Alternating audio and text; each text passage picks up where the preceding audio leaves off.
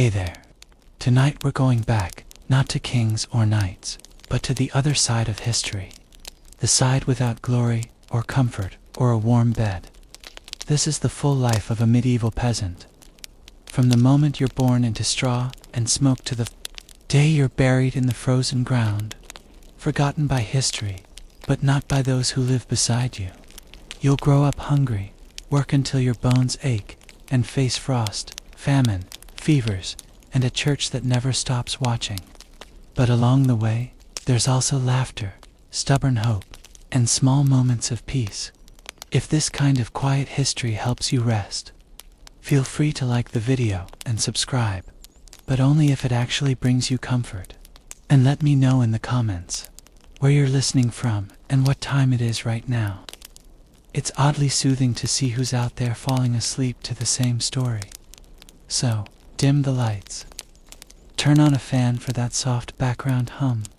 Settle in, and let's begin at the very start of a peasant's life. They tell me I came into this world on a cold morning in late November. Though calendars didn't mean much in the village, unless it was planting season or a saint's feast.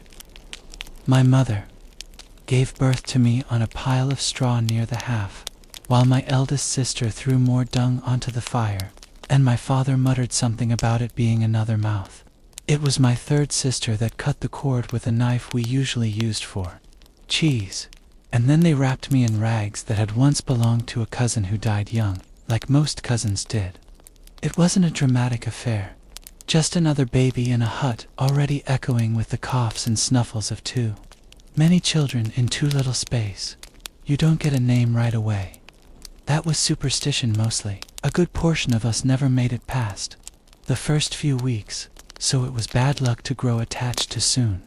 Half the village had buried a baby at some point, and the churchyard was dotted with tiny unmarked graves, soft earth for short lives. So they waited a while, watched me closely, and only after I had survived my first bout of fever was I baptized by Father Oswin in a cold font that smelled faintly of mildew and sheep's wool. I don't remember it, obviously, but I do remember him years later. Crooked nose, holy breath, and a stare that could curdle milk. They called me Thomas, after an uncle who'd been kicked by a mule and died half an hour later. Names came from saints or corpses, sometimes both. My first bed was a wooden cradle stuffed with hay and lined with old cloths. It sat by the fire if we had one going, or near the hearth's ashes if we didn't. Our house, if you can call it that, was made of timber and wattle and daub, with a thatched roof that leaked every time it rained harder than a drizzle, which in England was most days. The floor was earth, real earth. It got swept occasionally, mostly with a bundled switch of twigs, and only when we'd stepped in something that shouldn't have been in the house to begin with. Chickens wandered in and out like they owned the place, and there was a pig who liked to sleep near my cradle for warmth. She smelled better than most of my siblings. We had no chimney, just a hole in the roof and a hope that the smoke would go up instead of sideways. It didn't. Everything, clothes, hair, skin, reeked of smoke, the kind of scent that burrows into your bones and never quite leaves. As a babe, I was lucky to have milk. Some weren't. Wet nurses were a luxury, and most mothers fed their own if they had enough to give. My mother did her best, despite the 5 other squalling mouths and the winter ration of pottage that barely warmed a spoon. Weaning meant mashed peas, softened barley, and the occasional bit of bread soaked in broth. Teeth came early. Illness came earlier. I had 4 siblings, older than me, 2 younger, and 1 I never met. He died in the night, sometime around Candlemas, wrapped in a blanket, and still warm when they found him. We didn't speak of it. We didn't need to.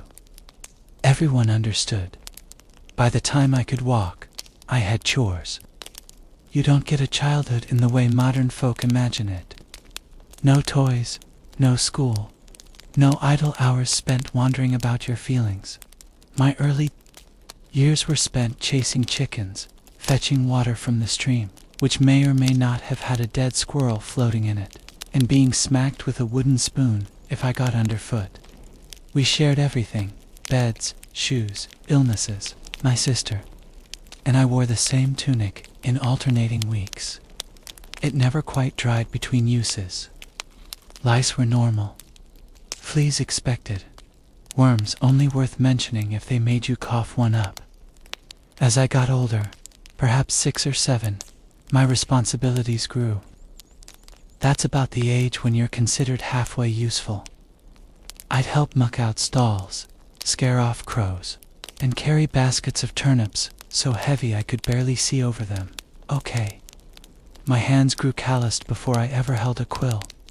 Not that I ever did. Some children in towns or in the manors were apprenticed or sent to monasteries. Not me. My fate was the fields, just like my father and his father before him, back when England was mostly forest and people still thought Vikings might show up on a Tuesday. There was a rhythm to peasant life. Seasons dictated everything. In the spring you sowed. In the summer you tended. In the autumn you harvested. In the winter you tried not to die. Simple, but even as a child you noticed things. The way the village held its breath during childbirth. The way people crossed themselves twice when smoke rose too thin from a neighbor's chimney. The way old men looked at the horizon like they expected something bad to walk over it. And often something did. We played, of course, children always do, games with sticks and stones, foot races, mock battles with straw swords. We laughed, scraped our knees, and fought like dogs over the last apple on the tree. But even then, there was work waiting. Always work. Sometimes when Father Oswin wasn't looking, we'd sneak into the chapel just to feel the cool stone under our hands and see the candles lit. It felt otherworldly, a place where mud didn't stick and whispers echoed like prayers. I didn't understand Latin, but I understood silence and how rare it was. There was a boy named Will who lived 2 houses down. He'd lost 3 brothers to a fever and used to say that if you saw 3 crows in the field before breakfast, someone would die before sundown. We all believed him. Superstition wasn't a pastime. It was a survival mechanism. Saints protected. Our animals, relics, cured our boils, and dreams were warnings, especially the ones with fire in them. My education was oral stories, prayers, curses. I learned what crops to plant when, how to spot a snake in tall grass, and that stepping on the church threshold with your left foot meant a week of bad luck. These were the lessons that mattered. Latin could wait, but even amid the muck and hardship, there were moments, bright ones, when the barley grew high and the wind smelled like sun. When someone brewed strong ale and laughter carried through the village like music. When the whole community gathered for a feast, no matter how small. And someone pulled out a fiddle or told a story so good even the pigs stopped snorting to listen. That was childhood.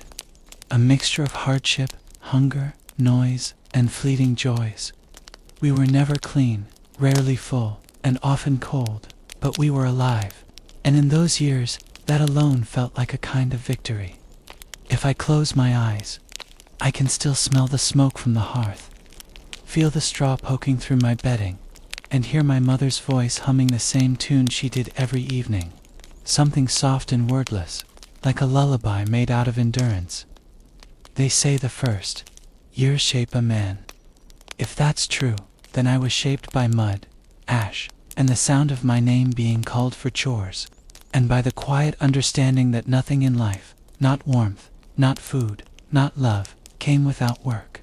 But it survived, which for a medieval peasant child is more than many could say. They say a child's first memory sticks with them forever. Mine is of a splinter, not a big one, mind you. Just a nasty little sliver of wood I got from falling on the threshing floor while chasing a chicken. I wailed, of course. Not because it hurt that much, but because I was 5, tired, and already covered in half a morning's worth of mud. My mother yanked it out with her teeth and handed me a crust of bread too hard for a dog. That was comfort in our house. Removal of wood, followed by carbohydrates, in medieval England. Childhood was less a protected phase and more a short, muddy ramp up to full exhaustion. You weren't coddled.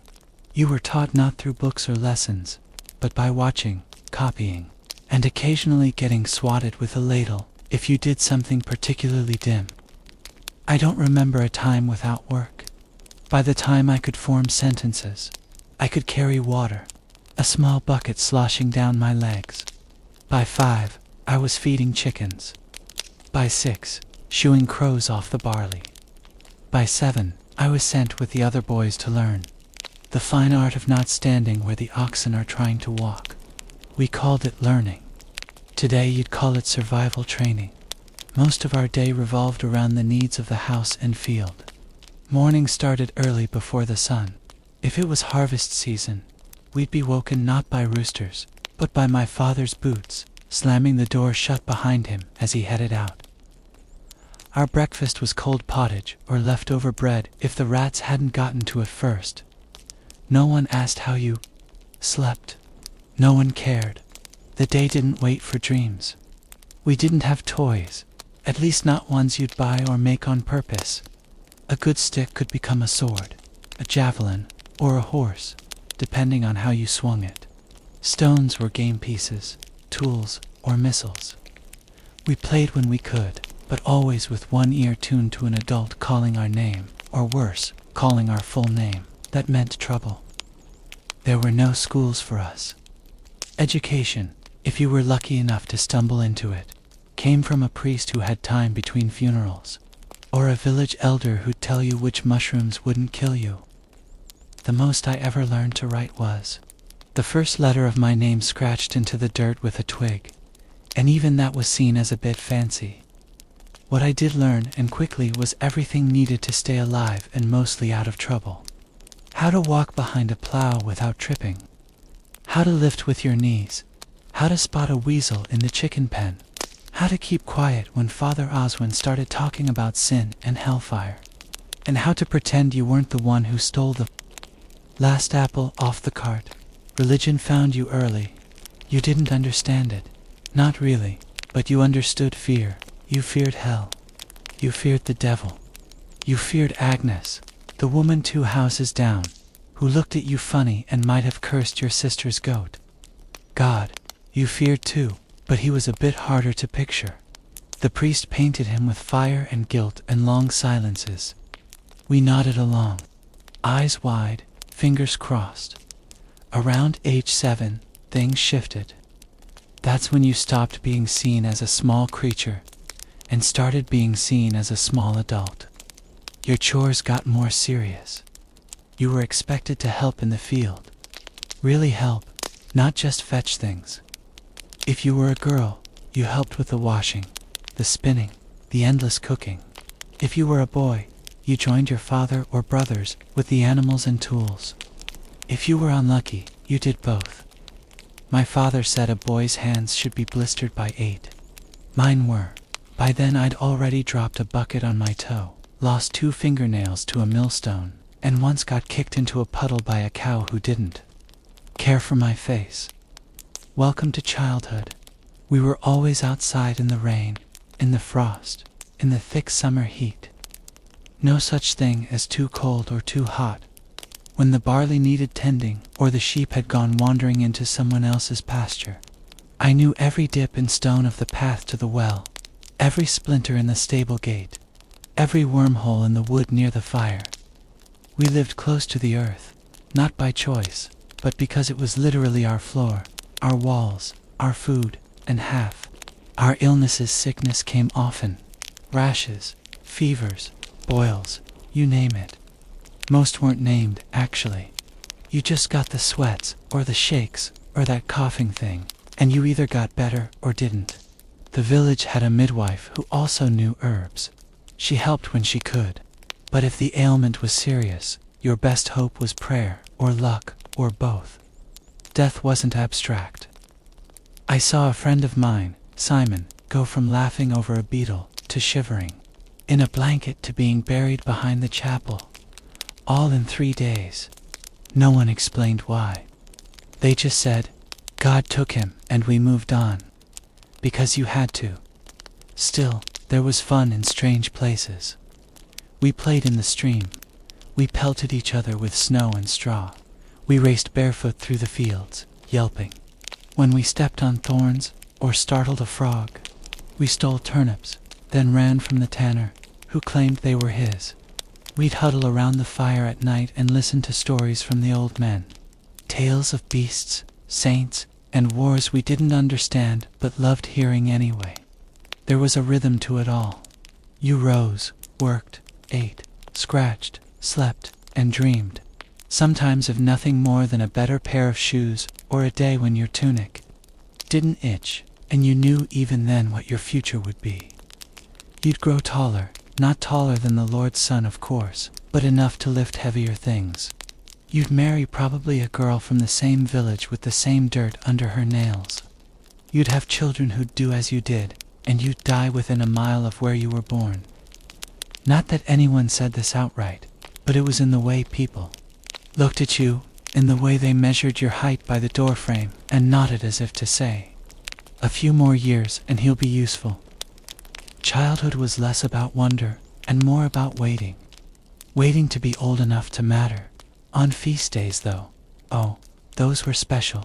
Saints' days or weddings brought out food, music, even a bit of dancing. I once had a honeyed oatcake I still think about. And one year they roasted a whole pig. It was like a miracle. Meat that wasn't dried or boiled or questionable. We ran wild that night, bellies full, hearts light, and for a brief while it felt like the village belonged to us. The children, as if just for one night. The future was something to look forward to. But dawn always came, and with it the chores, the weight of wood on your back, the sour smell of the sheep pen, the clanging of the pail against the well wall. Back to the cycle, back to the growing. By the time I was 10, I could drive a cart, gut a fish, spin a rope, and fix a broken fence. I knew when the rains would come by the scent of the wind, and I could guess the mood of my father by the way he shut the door. I was, for all intents and purposes, nearly grown. At 12, you're no longer a child. In the eyes of the village, the church, and your own aching bones, you're a working man, a small one, sure, but one expected to pull your weight. And so childhood ends not with a celebration, not with a speech, just with a new job, a longer list of things to do, and the quiet realization that from here on out, the only difference between you and your father is how much your back hurts. But I survived those years. I didn't freeze, didn't starve, didn't fall into the well, or get crushed by the oxen. I made it to the part where people stopped calling me boy and started asking me to carry heavier things. And if that's not success in medieval England, I don't know what is. By 13, I'd stopped asking questions and started growing blisters instead. That's about the time a boy in our village stops being a boy. There's no ceremony for it. No candlelit moment where someone hands you a sword or a speech. One day you're helping in the fields, the next you're in the fields all day, every day, sunrise to sown, stomach rumbling, back bent, eyes stinging from the wind, and the smoke of last night's fire still clinging to your tunic. My voice had started, cracking like the rafters in our cottage after a rainstorm, and the older men noticed. They began talking to me less like a child and more like a very disappointing colleague. "You missed a row, Thomas. That plow line's crooked, Thomas. Stop walking like your legs are made of porridge, Thomas." Encouraging stuff. Still, there was pride in it. I had a tool of my own, a scythe duller than it should have been, but mine. I was trusted to feed the animals, turn the soil, even fetch deliveries from the manor storehouse, assuming the steward wasn't in one of his moods.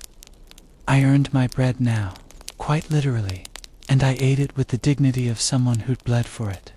Work came in seasons, just like weather and fevers. Spring was plowing and sowing, your boots caked in wet earth, hands roar from gripping the handles.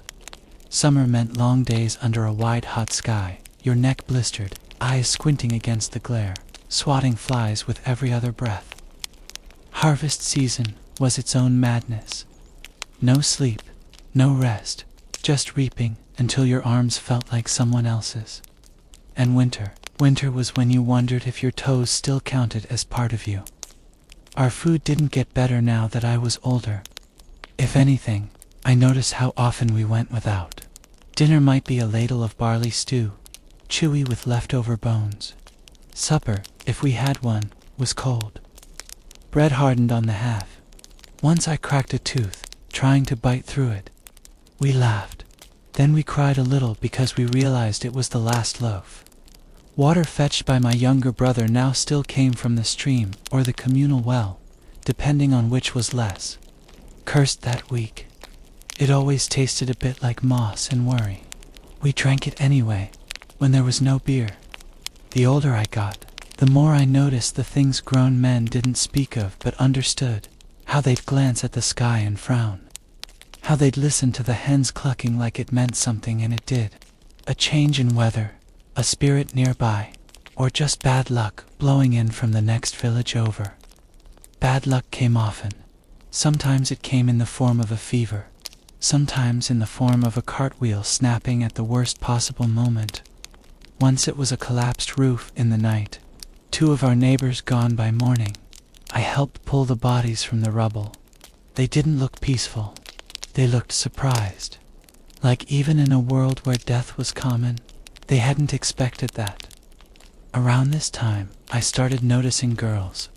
Noticed how they carried water with one hand and tucked their hair with the other. How they laughed even when their shoes were soaked and their fingers were chapped from scrubbing linens.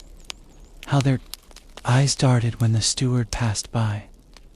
There was a girl named Ellsworth, lived near the mill, always smelled faintly of flour.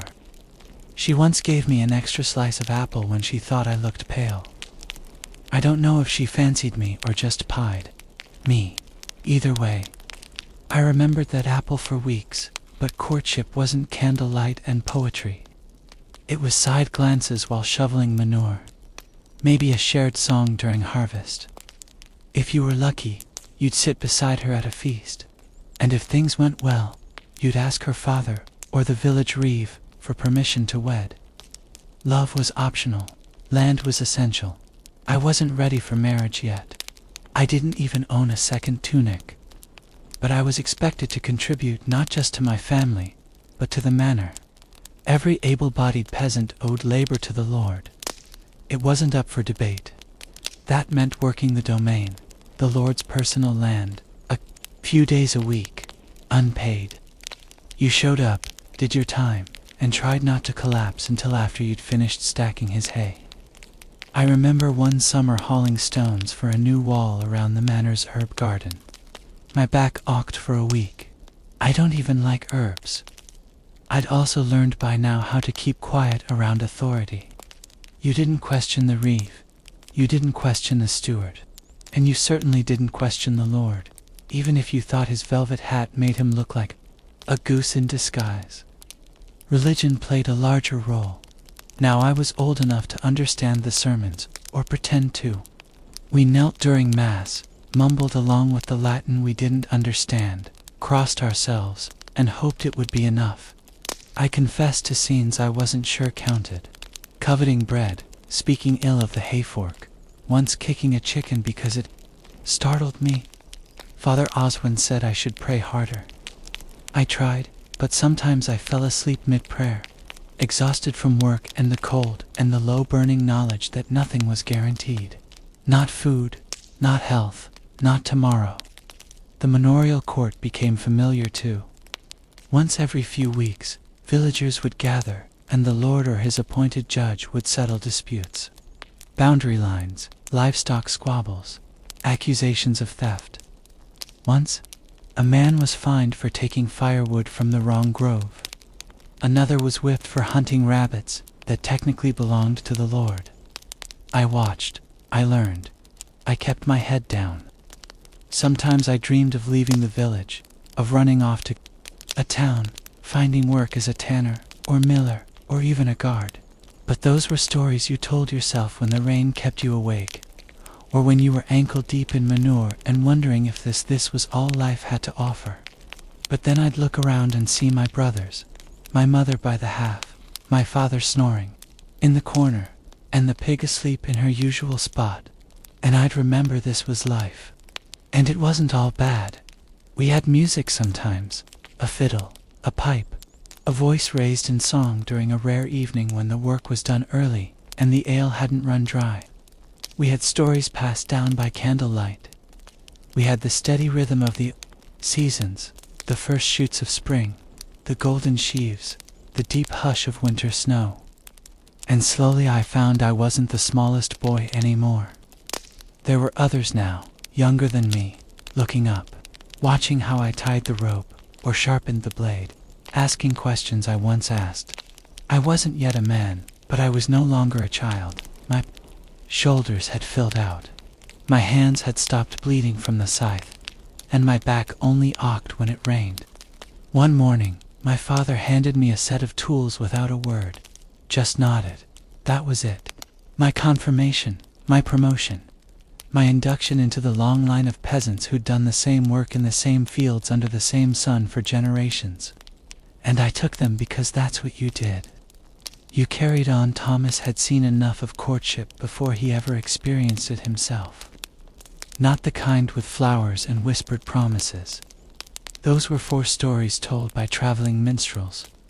Not for boys who spent their mornings knee-deep in pig muck and their evenings scraping dried oats off the cooking pot.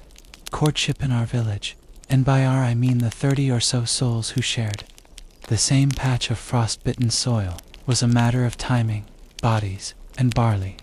You didn't fall in love. You grew into usefulness. By the time I reached 15, I was tall enough to reach the thatch and thin enough to be useful without needing much food. That made me marriageable. Not because I had anything to offer romantically. I didn't even have my own pair of boots yet. But because I could haul water, swing a scythe, and had enough teeth to chew through a turnip without making too much noise. That was about as dreamy as a man could get. My parents started talking about Ellen the same year I stopped sleeping in the corner of the main room and started sleeping in the loft. She was a year younger, known for her spinning, and had wide shoulders from churning butter since she could stand. We'd said maybe 6 words to each other in our lives, 5 of which were, "Move, I need the ladle." But our families both needed what the other could provide: hands, grain, and a quiet partnership that wouldn't cause trouble. Betrothal wasn't a grand affair. It was more like agreeing on a trade. My father spoke to hers while I stood nearby, pretending to adjust my cloak. They discussed grain yields, shared labor, and the fact that neither of us had any better prospects. Then a handshake, a nod, and it was decided. Thomas and Ellen would marry come spring. Spring came late that year. Mud stayed longer than usual, and 2 oxen died in the next village over. But when the church bells rang on St. Walpurga's feast day, we stood before the priest in our second-best tunics, shivering more from nerves than cold. The whole ceremony took 5 minutes. Latin we couldn't understand. Vows we'd practiced the night before, and a kiss that was more a bump of noses than anything passionate. But we were married. The wedding feast was barley bread, hard cheese, and thin stews served in cracked bowls. Someone passed around a jug of ale strong enough to make old men weep. A few folks danced until their shoes came off. It wasn't lavish, but it was more food than usual, and nobody went home sober or hungry, which in our part of England counted as a miracle. We moved into the rear corner of my family's cottage, separated by a curtain made from an old flour sack. Privacy was a suggestion. Our first bed was straw and sackcloth over a frame of uneven planks. I say bed, more like a place where our bones rested between workdays. Still, it was ours. That meant something. Marriage wasn't a change so much as an expansion.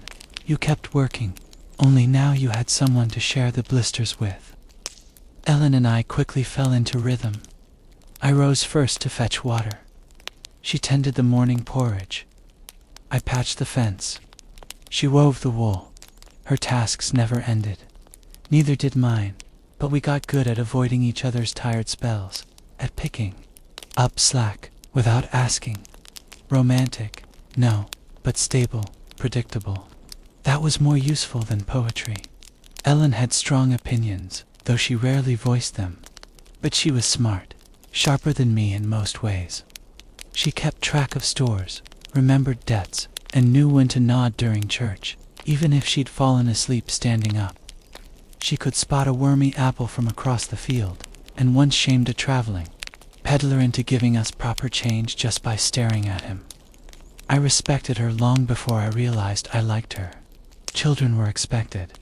That's what marriage was for, after all, adding labor to the household. It took a while. Our first winter was rough, cold enough to freeze the wash bucket mid-scrub. Food ran thin. Then in the spring, Ellen fell ill.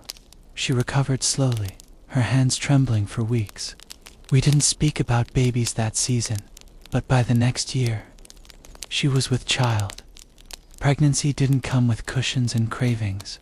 It came with nausea, work, and prayers. She worked up until the week of the birth. No doctor, just old Mab, the village midwife, who smelled of thyme and sweat, and had delivered nearly every soul within shouting distance. Labor lasted from sunset to near dawn.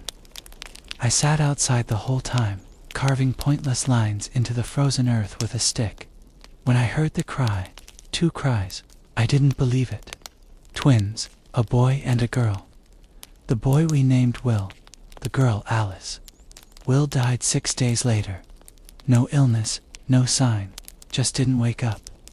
We buried him near the boundary oak with a cross made from the last dry branch of the season. Loss was constant, but that didn't make it easier.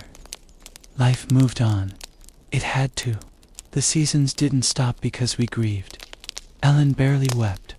She just folded Will's swaddling cloth and tucked it under the bed. Alice lived, grew, walked early, spoke late.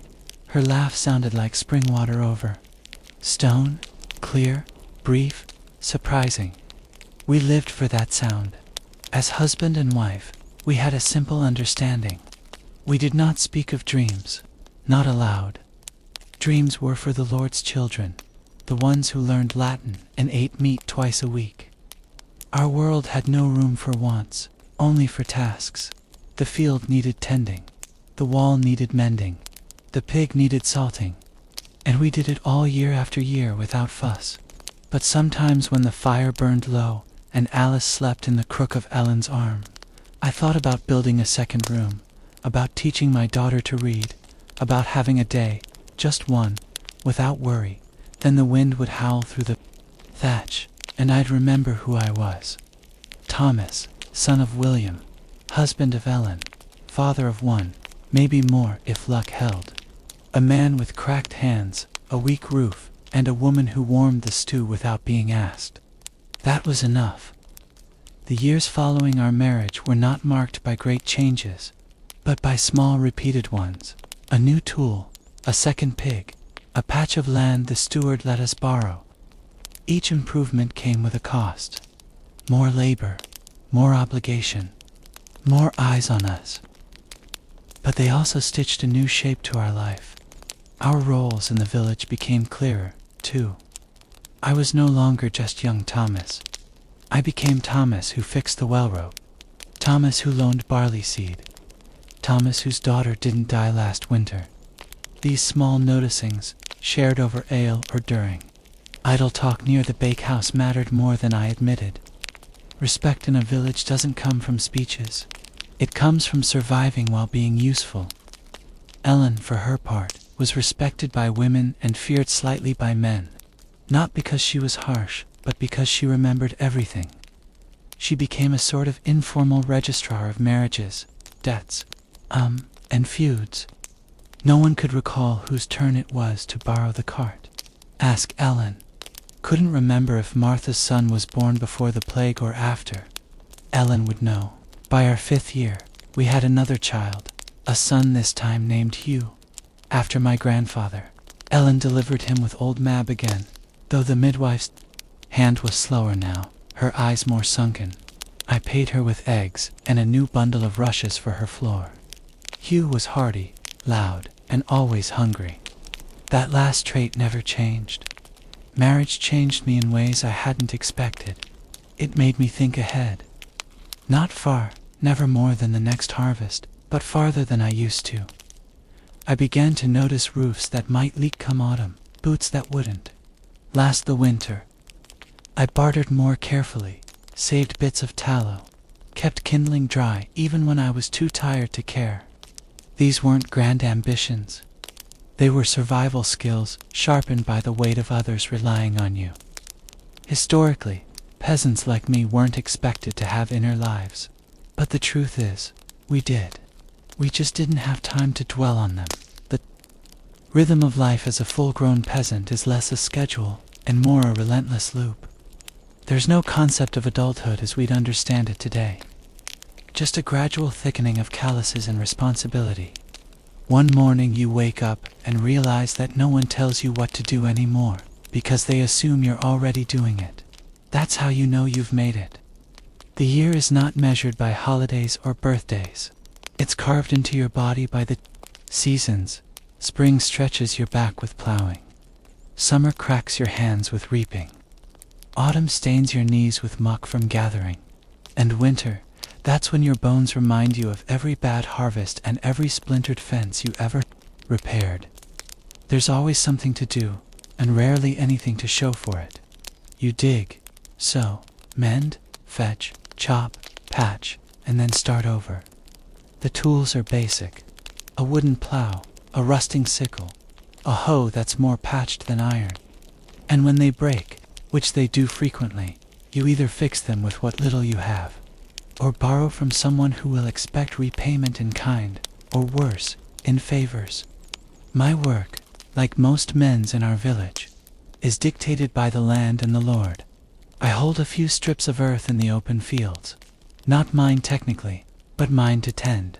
In exchange, I owe the steward labor days, a few dozen in theory, closer to 100 in practice.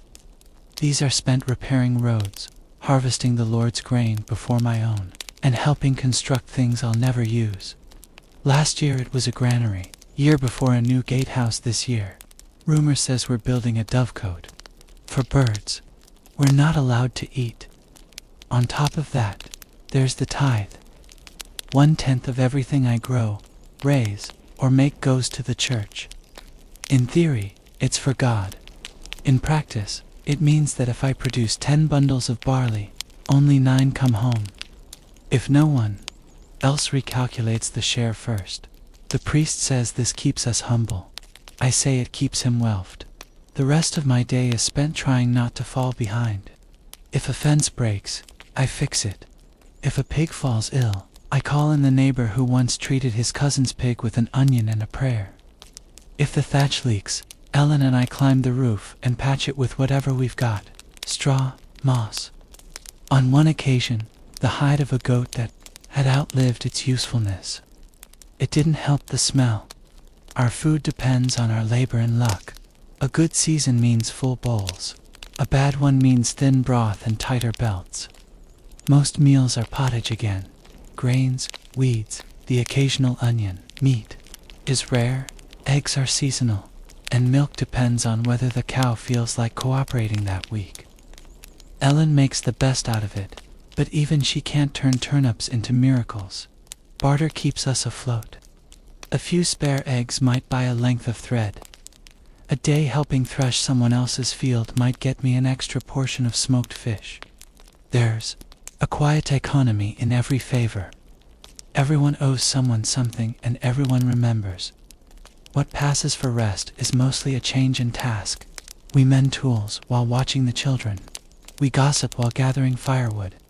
We pray not out of leisure, but because it's the one task that doesn't require moving. Sometimes I catch myself thinking, is this it? Is this all there is? And then Alice runs in from the yard, laughing with a wooden doll Ellen carved from an old chair leg. Hugh tugs at my tunic, asking if he can help sharpen the sickle. I nod because yes, this is it. And some days it's enough. In the medieval world, Community is everything. No one survives alone. The smith needs grain, the weaver needs meat, the priest needs wine, which he won't admit, but drinks plenty of, and all of us need each other come harvest. If one family falls ill, others step in, not out of charity, but because next time it might be you. And of course, there are days of rest. Sunday Mass, Saint Days, the occasional feast where bread is slightly less hard and ale flows for free. We sit on logs, share stories, and pretend our backs don't ache. Those are the days we laugh, not because life is easy, but because laughter costs nothing, and sometimes that's all we've got. Historians today might write of subsistence farming and feudal obligations. What they don't capture is how much of it feels like bailing water out of a leaking boat with your bare hands. Day after day, season after season, still you get up the next morning, you shoulder your tool, you nod to your neighbor, and you do it all over again. Because the land doesn't wait, and neither does life. The hardest part isn't the labor, it's the sameness. Every sunrise brings the same tasks in a slightly different order. The plow still sticks in the same patch of clay. The barn roof still sags. The oxen still pull with the enthusiasm of half-dead furniture. And through it all, the same ache settles into your joints. Not sharp, not screaming, just present. Like a dull companion you didn't invite, but who never leaves. There's a strange kind of pride in knowing your place in this order. I know when the frost will come by, how the wind smells at dawn. I know how deep to plant barley just by running my fingers through the dirt. It isn't education, not like the monks have, but it's knowledge hard-won felt in the bones. Our fields follow the open field system, just like every village from here to York. There are no fences, just long narrow strips shared among dozens of families. Each family gets a few strips scattered across the 3 great fields, so no one hogs the best land. Fair in theory, but try dragging a plow from one strip to the next when they're half a mile apart. It's not efficient. It's exercise by divine design. Once a year, the reeve, that's the Lord's man, walks the field with his tally sticks and lists, who owes what. If your yield is good, you owe grain. If it's bad, you still owe grain. The math is more spiritual than logical. And if you argue, you'd best enjoy digging ditches. You'll be assigned plenty. Taxes and tithes aren't the only thing pulling at your grain sack. Come autumn, the traveling merchants show up with cloth, salt, and promises. They trade high and buy low. I've sold 5 chickens for a spool of thread before. A bad deal, but the kids needed clothes, and chickens are replaceable. Children less. So the village has no inn, no market square, no place to rest except the church steps or the dirt path itself. But it's a village all the same. We have elders who remember the fire of '89 when half the homes burned. We have newlyweds trying to carve a plot out of nettles. We have a man who claims he once saw a saint in the clouds. Most just nod and keep walking. Everyone sees strange things when they work alone too long. You learn to rely on people without trusting them fully. Borrow a scythe, return it sharper than before. Lend a hand and someone will lend you one when your cart breaks. But if you owe too much or complain too loudly, word gets around, and in a place like this, your reputation works harder than you do. The village women form the other half of the economy. Ellen spends her days spinning wool when she's not patching cloaks or boiling nettles into soup. The children gather firewood, though half the time they come back with pine cones and bruises. Even the elderly, those who've made it to the grand age of 50, still tend gardens or mend nets. No one is idle. Not really. If you are, people wonder what's wrong with you. And yet there's an odd beauty in the grind. The way mist curls over the fields in early spring, the soft thump of grain hitting the bottom of a storage bin. The moment after sundown, when the last ember in the hearth glows just long enough to show Ellen's face, tired but smiling. That's not nothing. When feast days come, the world briefly softens. Bread is baked in communal ovens. Ale is passed around. Even the Lord smiles, mostly because he's drinking better wine than we are. Children play with hoops. Old songs are sung. And for one moment, the difference between us and the manor feels a little less wide. It doesn't last, but we hold on to it. So yes, the work never ends. The ache never leaves, and the barley never grows as thick as you hoped. But somehow through some stubborn thread of hope, you get up each morning, strap on your boots, or what's left of them, and walk into the field again. Because this is your life, and it's worth living, if only because it's yours. You don't plan for children here. They arrive like frost, sometimes early, sometimes late, and always without much warning. One moment it's just you and Ellen by the half. The next there's a squalling bundle wrapped in old linen, and the whole room feels smaller, noisier, warmer, and far more terrifying. Ellen gives birth in the same straw-stuffed bed where we sleep, mend clothes, and sometimes argue over whether we have enough grain to last the week. There's no doctor, just a midwife, old enough to remember delivering half the village, and 2 neighbor women boiling water and whispering prayers that don't sound entirely Christian. I wait outside pretending to fix a broken latch, because there's nothing else I can do. Men are meant to stay out of the way until they're needed to dig the grave.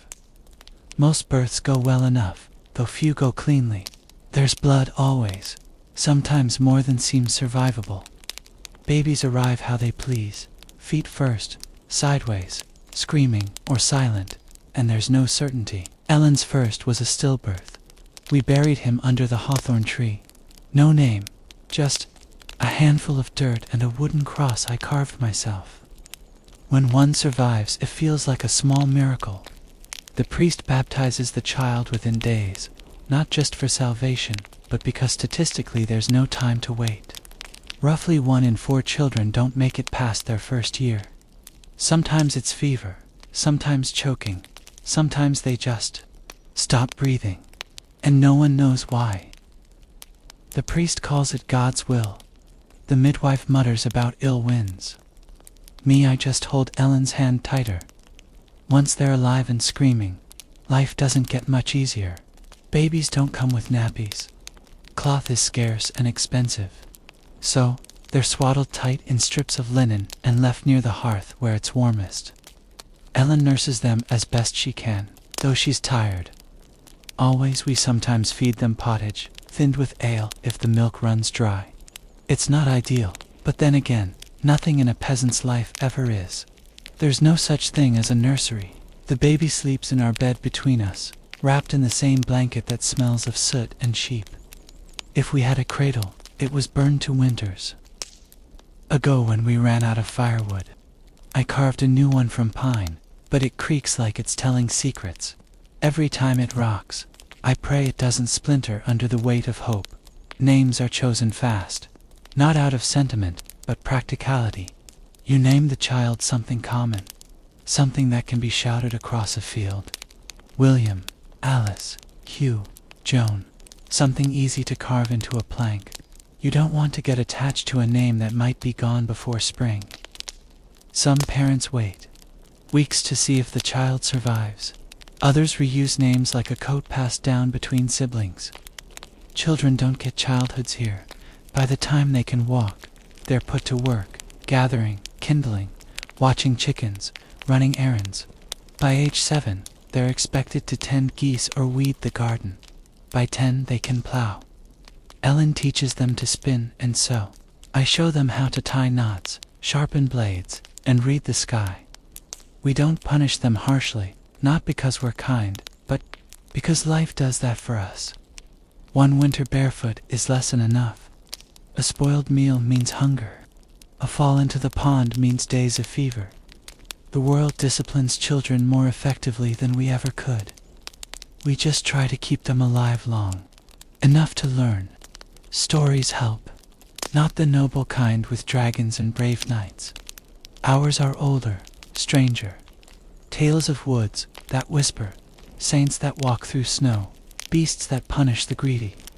We don't tell them to entertain. We tell them so the children remember what to fear. Religion, of course, runs through it all. We teach them to cross themselves, to fear sin, to fast on Fridays, to kneel even when their knees are raw. Not because we fully understand the scriptures, but because the church is always watching. And one wrong word in front of the priest can mean penance, or worse, gossip. And gossip spreads faster than fire. We light candles for St. Margaret. If the baby's coughing, we keep dried herbs near the hearth for headaches. Rue to ward off evil. Chamomile to calm a colicky child. Though chamomile is scarce and usually reserved for those who can afford indulgence, which we can't. Still, Ellen insists, and I don't argue. Sometimes faith is all we have. In some ways, raising children is the only legacy we have. We own no land, we write no books. When we die, it's up to them to remember our names. So, we pass on what little. We know how to dig a furrow straight, how to soothe a burn, how to spot the good kind of mold growing on bread. These lessons, small as they are, might outlast us. Still, every cough in the night feels like a threat. Every fever is a challenge. There's no medicine to speak of, just boiled herbs and whispered prayers. If the child survives, you give thanks. If not, you dig another grave and try again. There's no real privacy. Not in a hut where everyone shares the same air and breathes the same smoke. When one child wakes coughing, everyone does. When one child cries with hunger, the sound sits in your ears for hours. Ellen sings lullabies in low whispers. Old ones her mother taught her, most of them about saints and spirits and stolen bread. We hang rowan branches above the door, not just for decoration, but to keep sickness out. At least that's what the midwife says. I don't believe in such things, but I don't take them down either. You stop gambling with luck when you've buried 2 sons before their first birthday. Feast days give them something to look forward to. The village might roast a pig. The priest tells tales of miracles. The children run barefoot through the frost and come back red-faced and laughing. On St. Martin's Day, they get little bits of sweetened dough. It's not much, but they remember. Even in the dead of winter, children play with bones, with sticks, with scraps. They make dolls from bundled straw, swords from firewood. I once saw my eldest son march through the snow, wearing a broken pot as a helmet, commanding an army of chickens. There was no audience, no applause, just play. That's how they survive, I think. They don't know how hard life is. Not yet, and when they grow older, they ask about the world beyond the woods, beyond the manor. They ask if kings eat bread like us, if priests sleep in beds, if there are places where snow never falls, and soup doesn't taste of roots and regrets. I never lie to them, but I don't always tell the truth either. There are some things a father says just to keep a child's hope alive. The winters are hardest on the little ones. Their fingers stay red and cracked. Their lips go blue at night, even with the fire burning. We wrap them in everything we own. Sometimes we tuck hot stones into cloth and place them near their feet, praying it buys us another hour of sleep without shivers. I've watched Ellen scoop our youngest from his blankets just to hold him tighter, afraid he might slip away if she doesn't. The midwife says it's normal to lose a child. Normal, I hate that word. It shouldn't be normal, but I say nothing. I just nod. And the next morning, I go chop more wood, because there's no time to mourn properly when there's a household to heat and mouths to feed. One year, the river froze over so thick that boys skated on it, using flattened bones tied to their feet with string. They slipped and fell and bruised themselves half to death. But they laughed so hard you'd think they'd never known suffering. That's the kind of memory I hold on to. Laughter on ice. A moment when winter wasn't just about survival. And yet not every family is as lucky. Our neighbors lost 3 children to fever in 1 month. The father stopped speaking for a year. The mother never smiled again. She just tended the goats and stared through people like they were ghosts. You learn quickly that grief is a quiet neighbor, always nearby, never loud, always watching. Still, there's pride in raising children who survive, even more in seeing them help. Our eldest, now 11, can mend a fence. He checks the snares. He counts the chickens better than I do. I watch him sometimes from the doorway, moving with purpose, jaw set like mine. And for a moment I believe maybe, just maybe, he'll have a better life than I did. But I don't say that out loud. That kind of hope feels fragile, like thin ice. Better to keep it close where the frost can't get it. The pain starts in your knees. That's where it always begins. You tell yourself it's the damp. Then your shoulders ache. Your back throbs. And your hands curl in on themselves like old roots. You're not even 40, but your body thinks you've lived twice as long. My name's Thomas, and I've worked the field since I was tall enough to hold a rake. Now, when I grip a tool, my knuckles crack like firewood. The ache isn't sharp, it's just, they're like the cold, or the smoke, or the weight of the thatch on our roof. You get used to it, sort of. Illness is part of life, not the kind that knocks you down once in a while, the kind that settles in and stays. One winter, Ellen coughed so hard I thought she'd bring the rafters down. We boiled onion and ale and made her drink it by the spoonful. A local woman said to rub goose fat on her chest and hang garlic from the ceiling.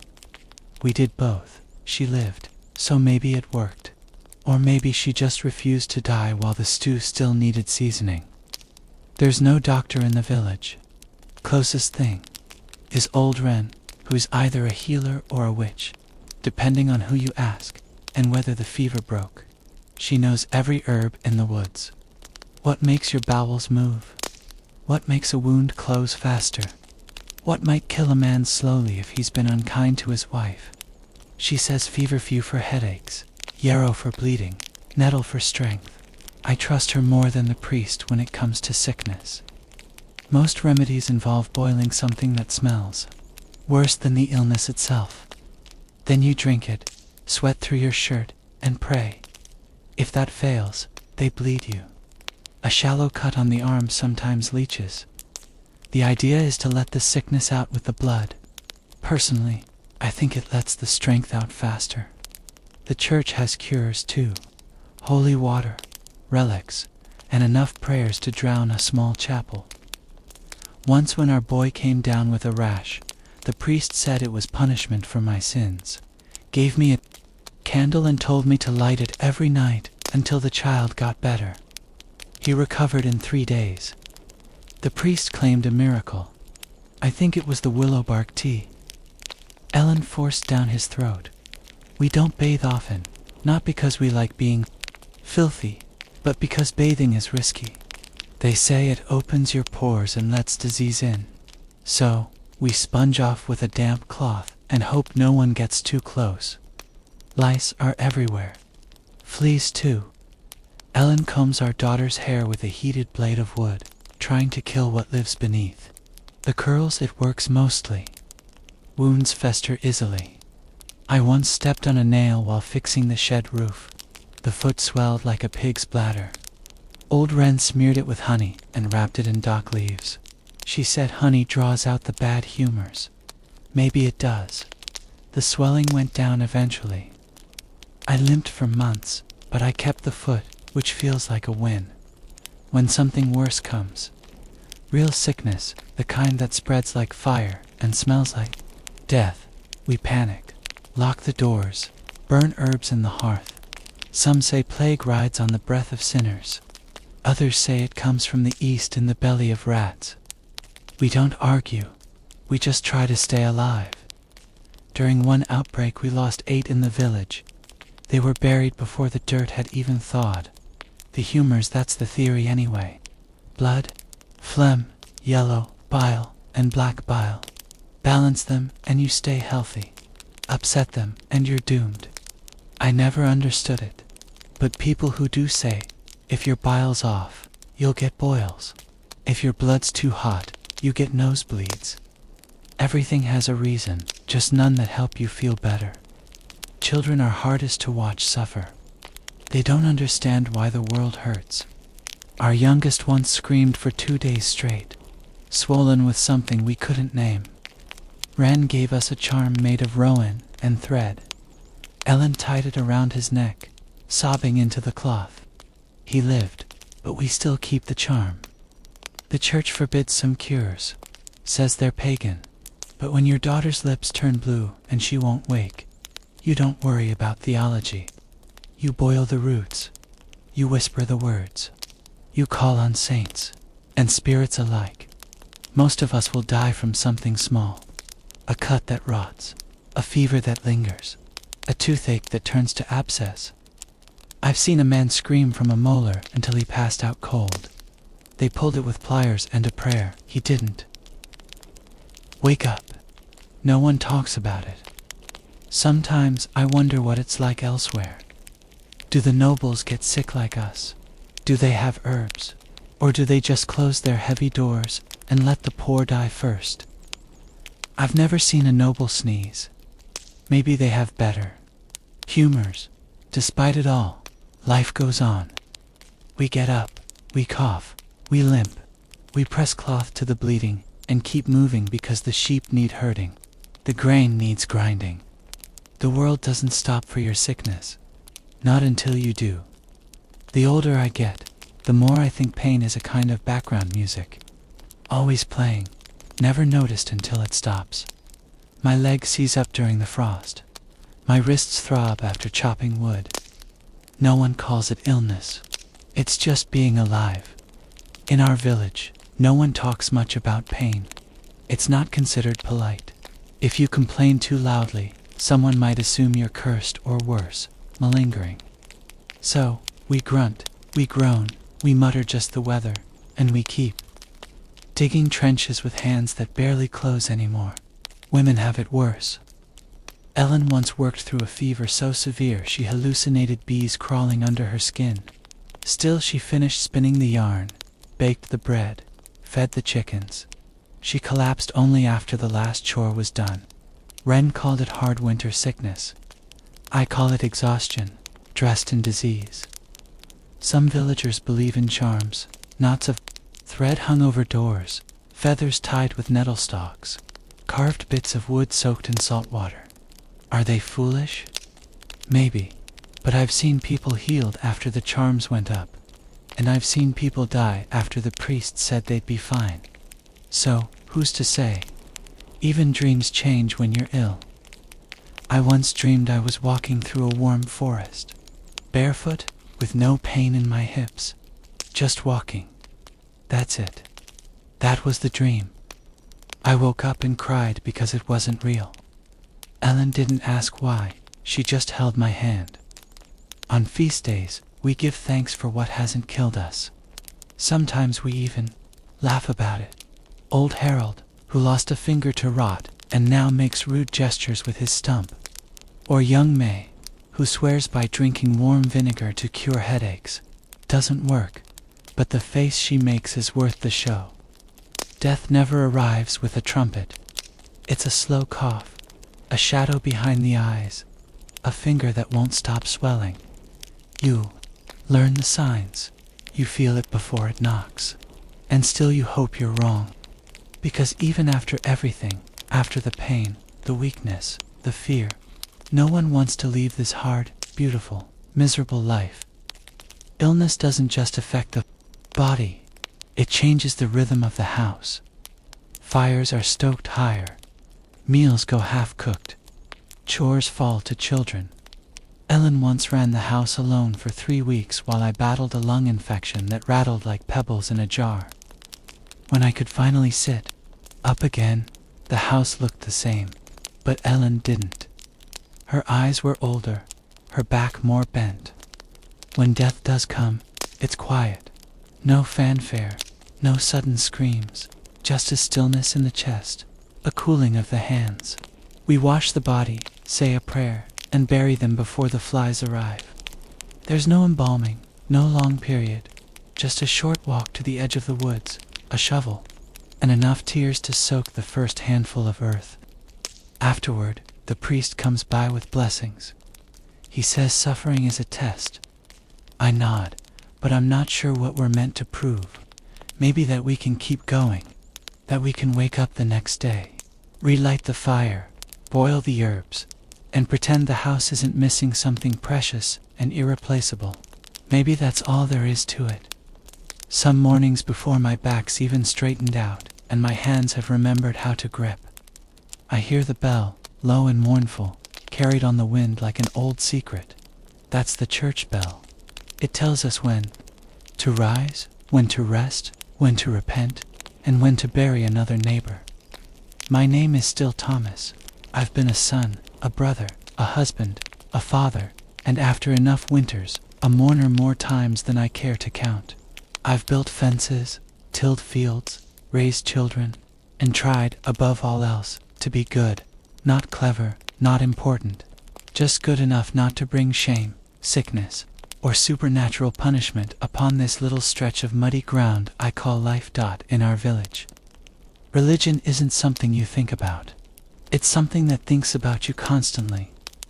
The church is the largest building for miles, and the only one with enough stones to look permanent. Everything else rots, leaks, or burns. But the church stands like God's own ledger, watching and waiting. Every Sunday we file into that stone echo chamber to listen to Father Elrich, who delivers sermons like they're firewood, heavy, splintered, and absolutely necessary. He talks of sin like it's the air we breathe, and heaven like a place we might earn. If we just keep coughing through the cold without complaining too much, Mass isn't optional. The Lord demands it. The priest enforces it, and Agnes, who gossips with the fury of 10 monks, will absolutely report you if your seat is empty. I missed one Sunday during the fever and spent the next week repenting publicly and coughing into the communal chalice.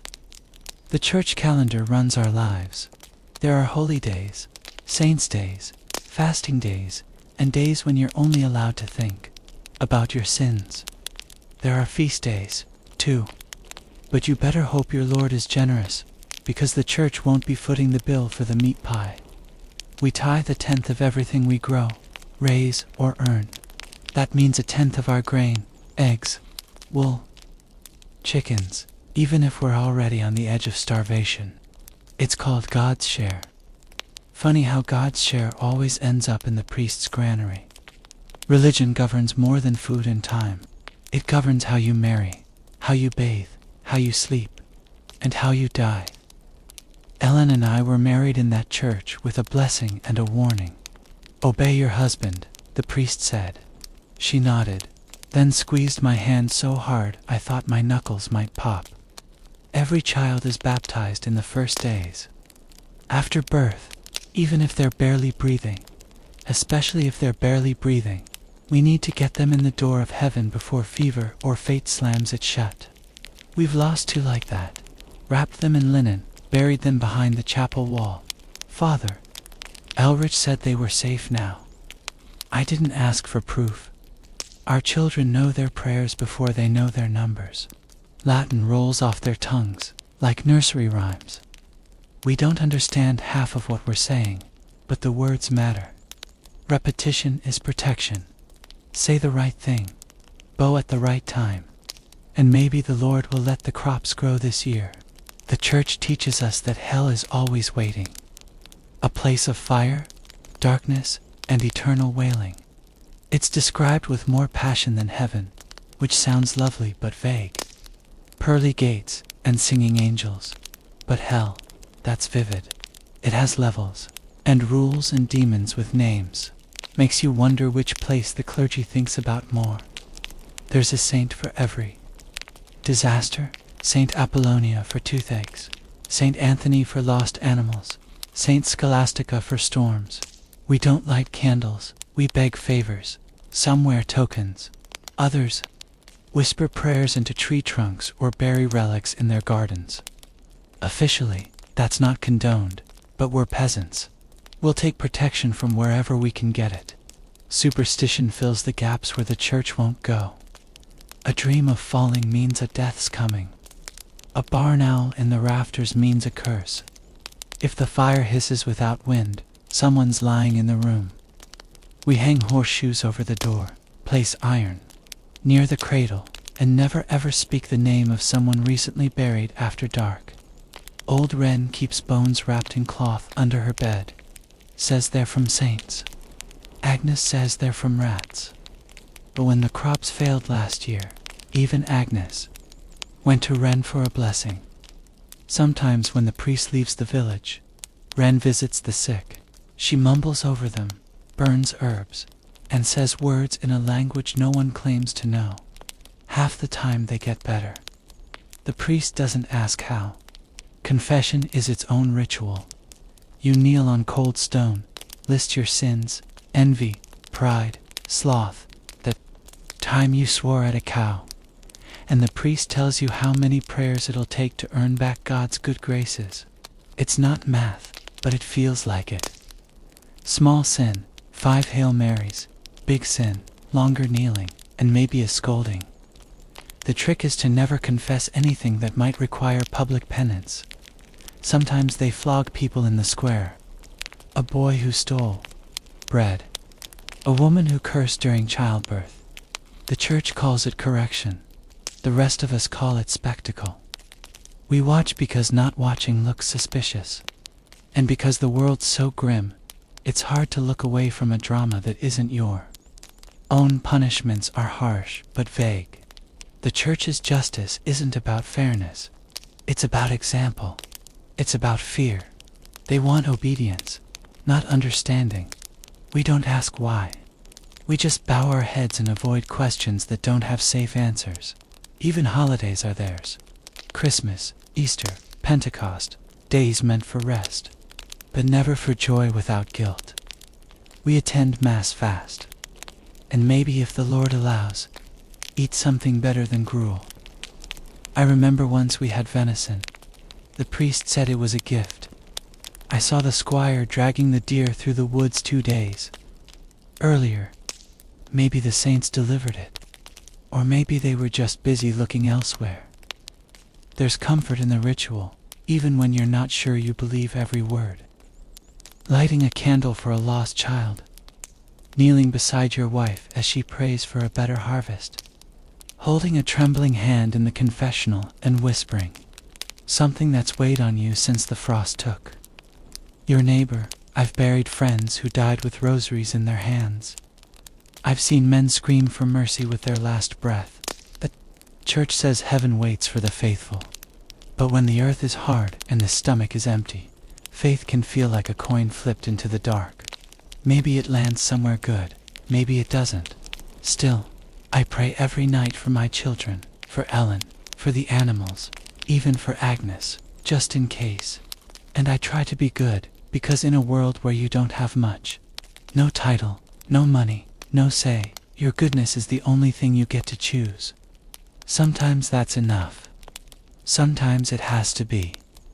Every family has a story of a miracle, or at least something close enough. My grandmother swore a virgin appeared in the frost on our window one winter. My uncle claimed a saint spared his leg from gangrene after he dreamed of fire. Are they true? Who knows? But when the snow is falling and the roof groans under the weight and the fire's gone low, you tell those stories again, not because they're certain, but because they're kind. And in this life, that's a rare thing. So tomorrow I'll rise again. With the bell, bow my head at Mass, and thank the saints I've made it this far. Not because it's easy, but because it's what we do. We endure, we believe, and we carry on. One prayer, one superstition, one cold morning at a time. It's strange feeling old in a body that's barely seen for decades, but that's how it goes. I'm 40, give or take. No one's really counting, and I creak like the barn door in November. My name is still Thomas, and I've worked these fields since I could stand upright. I've got more scars than memories. And most mornings I feel like a tree that was struck by lightning but didn't quite fall over. They call us old when our backs curve and our teeth start dropping. Not because we've earned some great title or pension, but because it's rare to even reach this age. Most don't.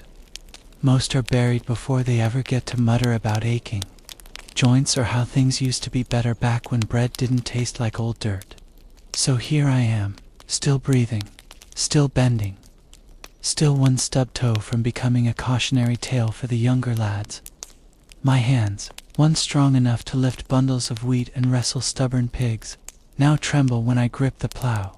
My knees, which have spent years kneeling in dirt, prayer, and grief, complain with every bend. I've started walking with a stick, not because I want to. I'd rather limp like a fool, but because it's that or cruel. You'd think I'd earned some rest by now, but there's still wood to chop, grain to grind, and animals to feed. Ellen says I should take it easy, but the fire doesn't light itself, and no one else is going to keep the roof patched. So, I move slower, ache louder, and pretend I'm still as sharp as I was back when I could sprint across the village without pulling something. Truth is, you age fast when you spend your life in mud, wind, and worry. The sun carves lines into your face, the cold hollows out your bones, and the hunger, even when it doesn't kill you, leaves its mark.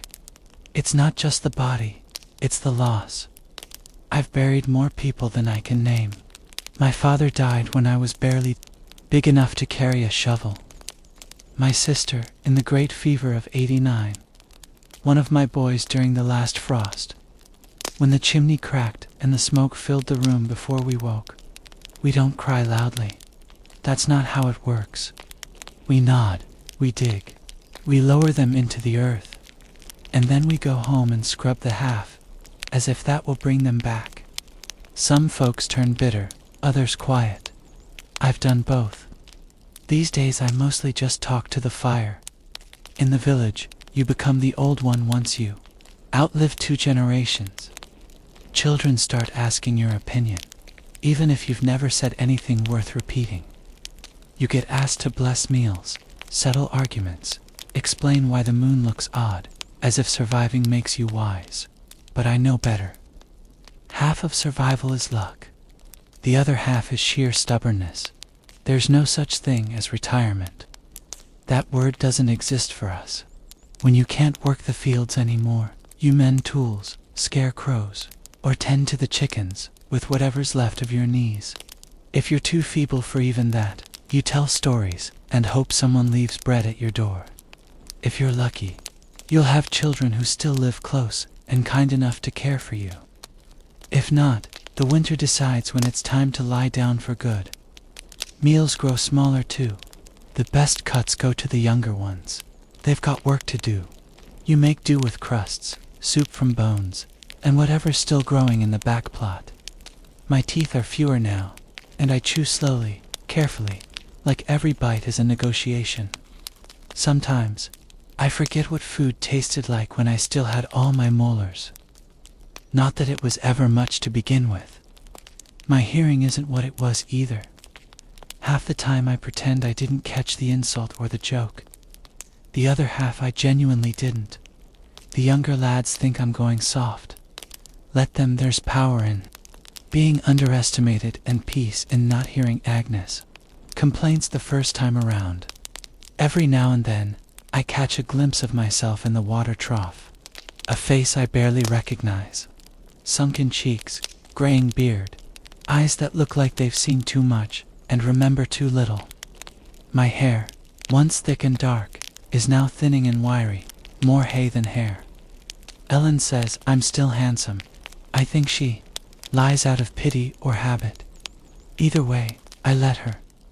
The church says we gain wisdom as we age, that time polishes the soul. Maybe that's true. Or maybe we just learn how to complain more politely. Still, I do find myself thinking more, not about regrets, but about patterns. How the rains come earlier now. How children stop asking questions once they see you don't have answers. How death doesn't surprise you anymore. Just reminds you to keep your good cloak mended. In the evenings I sit near the hearth and carve things from scrap wood. Little animals' faces once a rosary. Ellen says it keeps me quiet. I say it keeps me sane.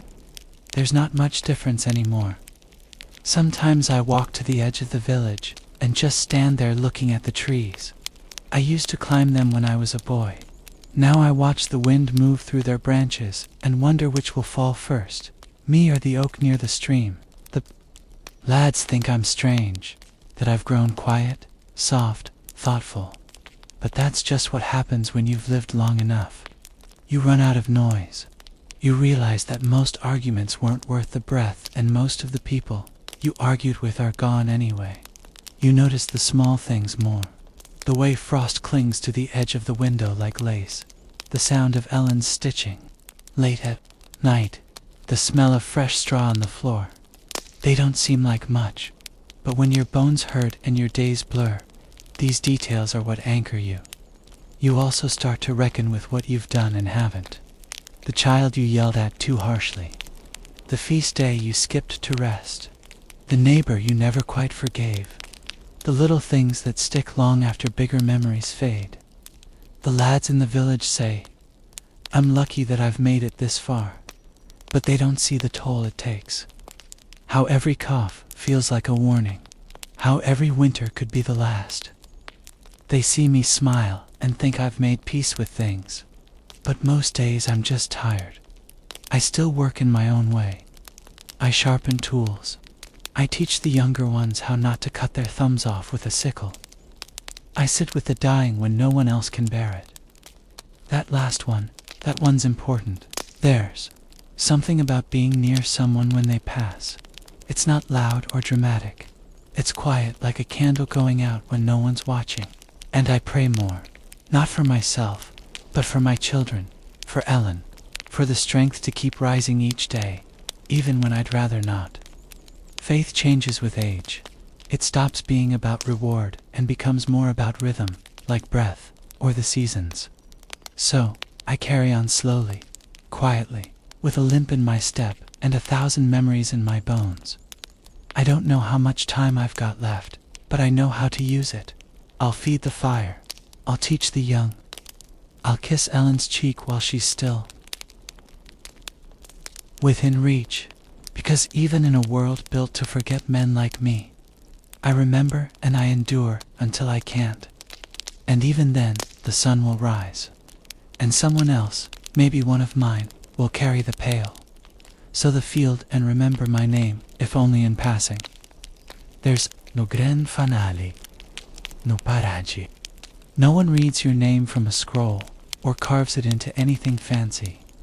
When a peasant dies, the world keeps spinning. The bread keeps baking. The animals still need feeding.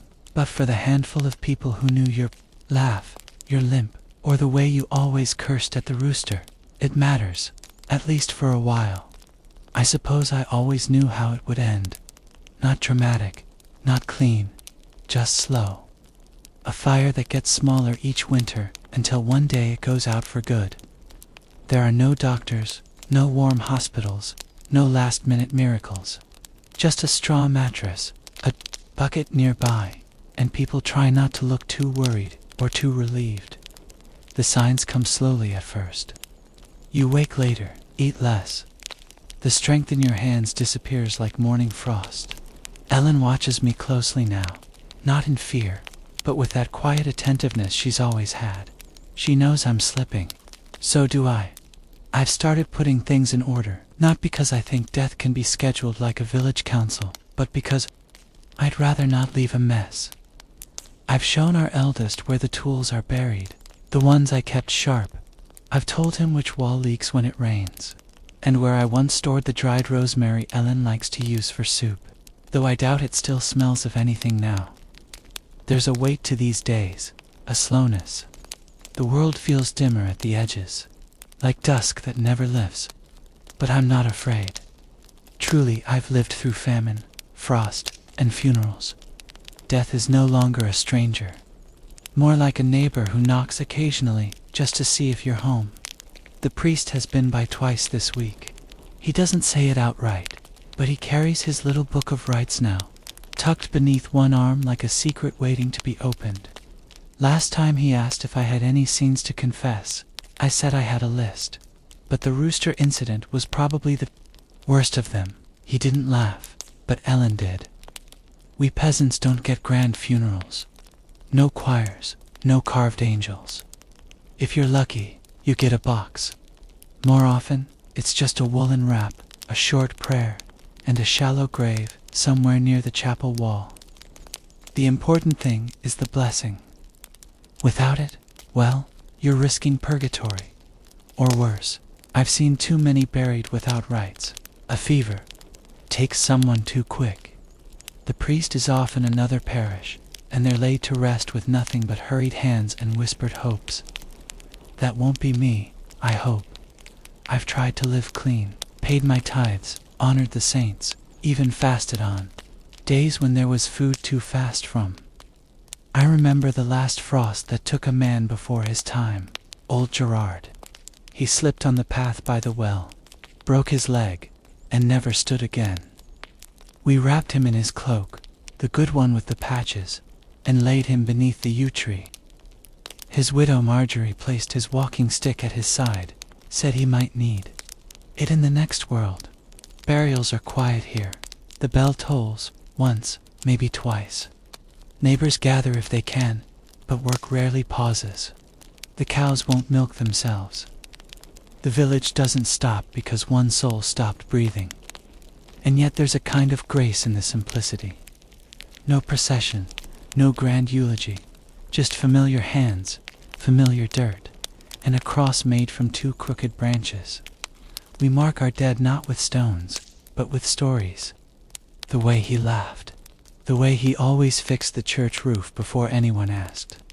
The way he once ate an entire onion on a dare. That's how we live on.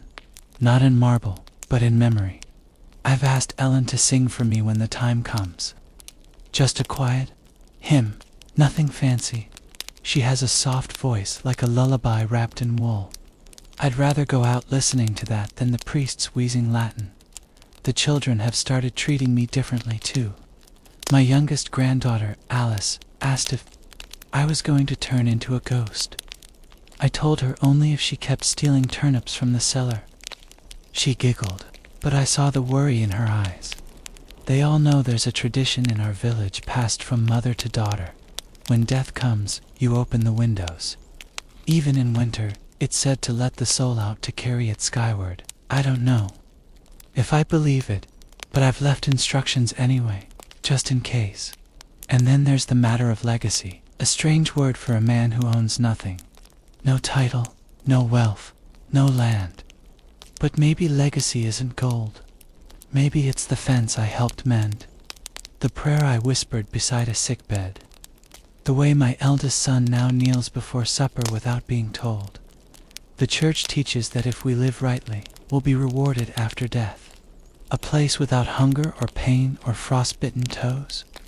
I hope that's true, but I've also learned not to count chickens, especially after last winter when the fox got in. Still, I do wonder, what will they say when I'm gone?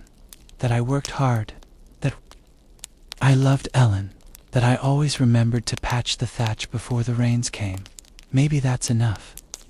Ellen says she bury me near the elder tree if the ground isn't frozen. I like that spot, it's quiet. In the spring, the roots smell like sweetness and old wood. And if she places the carving I made, the one with the little rooster on it, I suppose I'll go out with a bit of a smirk, so when the end comes, and I think it's close now, I'll meet it like I've met every storm, every famine, every failed harvest. With quiet resignation, a muttered curse, and a bit of hope. Not for heaven, but for memory, for a life lived, if not easily, then at least completely. It's not the fear of death that weighs heaviest. It's the worry that you'll be forgotten, that everything you built, everything you endured, might vanish like smoke up a chimney. But I take comfort in knowing my hand shaped this place. Every groove in the woods, every furrow in the soil bears my mark. The village remembers in quiet ways. A child repeating a saying you once muttered. A patch of herbs still growing by the path because you dropped seeds there half a lifetime ago. A crooked fence post no one ever bothered to fix because it was just how Thomas made it. And when Ellen lights the hearth long after I'm gone, the warmth will still reach the same corners. Maybe that's all we can ask. To have mattered in small ways, to have been part of something that keeps on breathing after we don't. So I close my eyes with no grand speech, just the crackle of fire, the smell of peat, and the quiet rhythm of life continuing as it always has. And maybe, just maybe, someone will sit by the elder tree one day and feel a little warmth in the breeze.